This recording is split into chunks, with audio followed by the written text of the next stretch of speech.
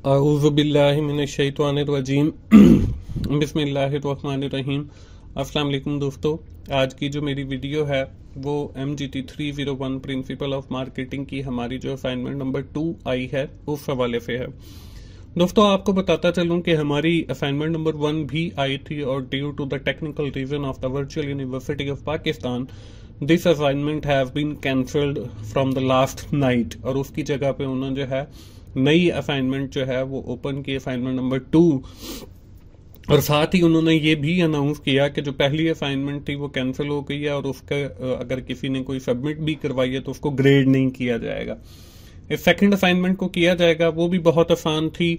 और ये वाली जो असाइनमेंट है, असाइनमेंट नंबर 2, ये भी बहुत आसान है। तो चलिए दोस्तों, इसको शुरू करते हैं। और इसमें भी हमें लाइकवाइज असाइनमेंट नंबर 1 एक केस दिया गया है। DNF Sneakers is a sneakers manufacturing company. ये एक स्नीकर्स मैन्युफैक्चरिंग कंपनी है DNF के नाम से। Recently they have introduce a wide range of sneakers made from the recycled plastic waste, specially from the Korean plastic. के वो जो है साहिल समंदर से जो है प्लास्टिक जमा करके जो वेस्ट होता है उससे जो है वो स्नीकर्स बना रहे हैं। For that purpose, they made a contract of raw material with the organization working on the stopping plastic waste on beaches। और उन्होंने इस मकसद के लिए एक ऐसी कंपनी से राब्ता किया है जो साहिल समंदर के ऊपर जो है प्लास्टिक को कलेक्ट करते हैं या वहां पे प्लास्टिक गार्बेज जो है फेंकने से मना करते हैं। उस कंपनी से वो प्लास्टिक इकट्ठा करके और स्नीकर्स बनाते हैं। They are focused on the environment protection. वो उनका जो मेन फोकस है वो एनवायरमेंट प्रोटेक्शन है।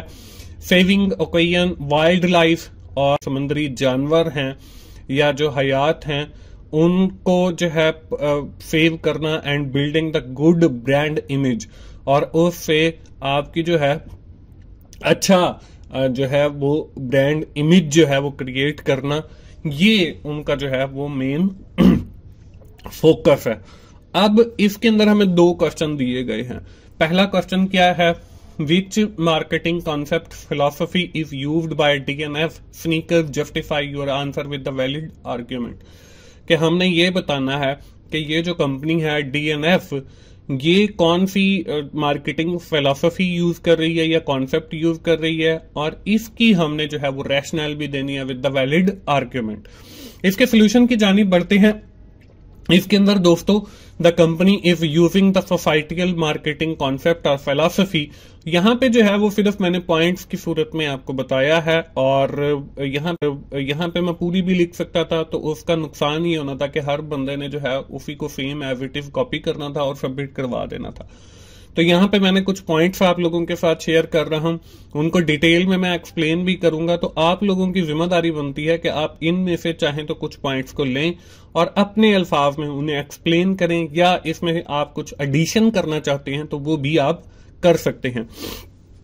अब इसमें जो पहला पॉइंट है वो है benefit for the society without making profit.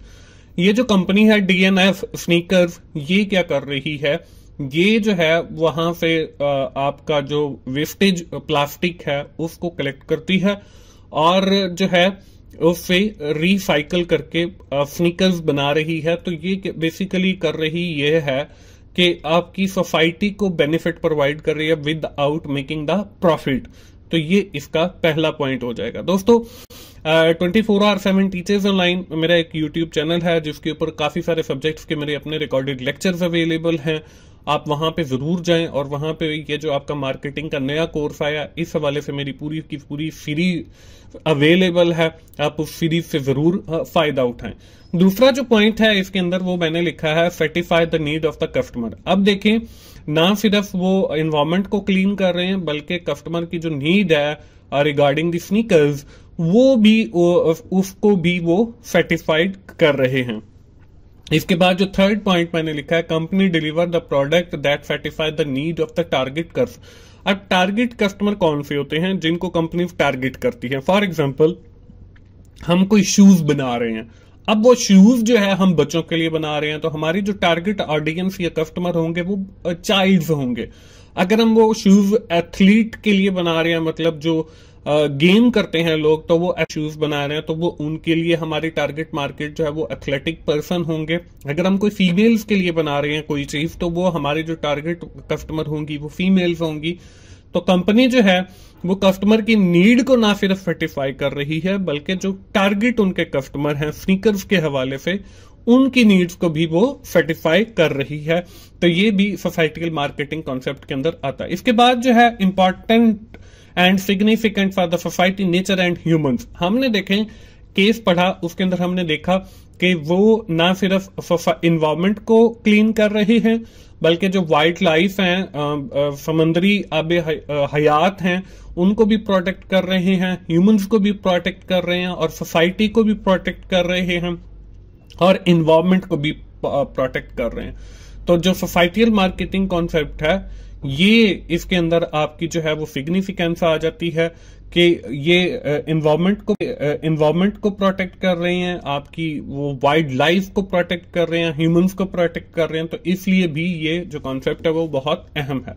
इसके बाद जो अगली मैंने रीजन दी है वो है changing the peoples behaviour for the benefit of the individual and society, कि उससे वो जो यूज कर रहे हैं आपका वेस्टेज मटेरियल और उससे कोई नई एक प्रोडक्ट बना रहे हैं, तो उससे ना सिर्फ इंडिविजुअल्स को फायदा होगा बल्कि पूरी होल सोसाइटी को फायदा होगा। तो ये इसलिए मैंने जो है वो सोसाइटियल मार्केटिंग कॉन्सेप्ट लगाया है। इसके बाद आ जाता है जी हमारा दूसरा क्वेश्चन। दूसरे क्वेश्चन के अंदर write down the benefits of marketing philosophy used by DNF sneakers, कि हमने जो भी मार्केटिंग फिलॉसफी लगाई है उसके बेनिफिट्स क्या होंगे उस कंपनी को। तो इसमें भी मैंने काफी सारे बेनिफिट्स लिखे हैं। तो यहां पे देखें benefits of the societal marketing concept, इसमें जो पहला है वो है जी वेलफेयर ऑफ द सोसाइटी, कि कंपनी जो है वो पूरी होल सोसाइटी के लिए, पूरी होल पब्लिक के लिए वो फायदामंद काम कर रही है। इसके बाद जो सेकंड बेनिफिट है वो है जी करेक्ट डिसीजन मेकिंग। वो देखें कि एट द सेम टाइम वो उन्होंने किसी ऐसी कंपनी के साथ राब्ता किया जो टॉपिक करती है कि आप साहिल समंदर के ऊपर जो है वो प्लास्टिक ना फेंकें। तो ये उनका एक करेक्ट डिसीजन था। तो इसका एक फायदा सोसाइटियल मार्केटिंग कॉन्सेप्ट का ये भी होगा कि वो कंपनी जो है एट द राइट टाइम जो है वो राइट डिसीजन करेगी। इसके बाद अगला जो बेनिफिट है वो good image in the market. अब देखें, जब आपने बल्कि देखा होगा कि जो लोग वेलफेयर के लिए काम कर रहे होते हैं तो उनकी एक अच्छी रेप्यूट भी मार्केट के अंदर जो है वो जनरेट होती है। अगर हम बात करें अब्दुल सत्तार ईधी की, तो उनकी वफात को अब देखें कितना पीरियड गुजर गया, लेकिन आज भी उनका जो नाम है उनके काम की वजह से जो है वो जिंदा है। तो ये कंपनी भी जो है ये बेसिकली वो जो वेस्टेज मटेरियल है उसको रिसाइकल करके प्रोडक्ट बना रही है। तो इससे एनवायरमेंट भी क्लीन हो रहा है और सोसाइटी को भी बेनिफिट है। तो इससे जो है वो कंपनी की गुडविल या गुड इमेज जो है वो क्रिएट हो रहा है मार्केट के अंदर। ये भी इसको एक फायदा हासिल है। इसके बाद जो नेक्स्ट पॉइंट है वो है एक्सपेंशन ऑफ द बिजनेस, कि इससे आपका जो कारोबार है वो भी, फॉर एग्जांपल ये DNF स्नीकर्स जो है पहले कुछ और प्रोडक्ट बना रहे थे, तो उससे अब ये कारोबार को भी एक्सपेंड कर सकते हैं बाय डूइंग दिस जॉब। तो ये हमारी जो है ये एक फायदा हो जाएगा। इसके बाद जो नेक्स्ट है वो हमारे पास डेवलप द मार्केट ग्रोथ है, कि वो कंपनी की जो है वो ग्रोथ होगी उससे। उसके बाद हमारे पास जो है बूस्ट सेल्स है, कि हमारी जो कंपनी की सेल्स है वो भी इंक्रीज होगी और हमारी सोसाइटी को उससे फायदा होगा। और आखिरी जो इसके साथ मैंने लिखा है वो है बूस्ट प्रॉफिट मार्जिन, कि हमारी कंपनी का जो प्रॉफिट मार्जिन है वो भी इंक्रीज होगा। तो ये सारे बेनिफिट्स हैं हमारे by choosing the societal marketing concept. उम्मीद है दोस्तों आपको आइडिया मिल गया होगा कि आपने अपनी असाइनमेंट कैसे बनानी है और आपको समझ भी आ गया होगा। मिलते हैं दोस्तों, ये आखिर में मैं फिर यही रिक्वेस्ट करूंगा 24/7 टीचर्स ऑनलाइन को जरूर विजिट करें और वहां पे जो लेक्चर्स हैं उनसे भी फायदा उठाएं। मिलते हैं अगली किसी असाइनमेंट सोल्यूशन के साथ, उस वक्त तक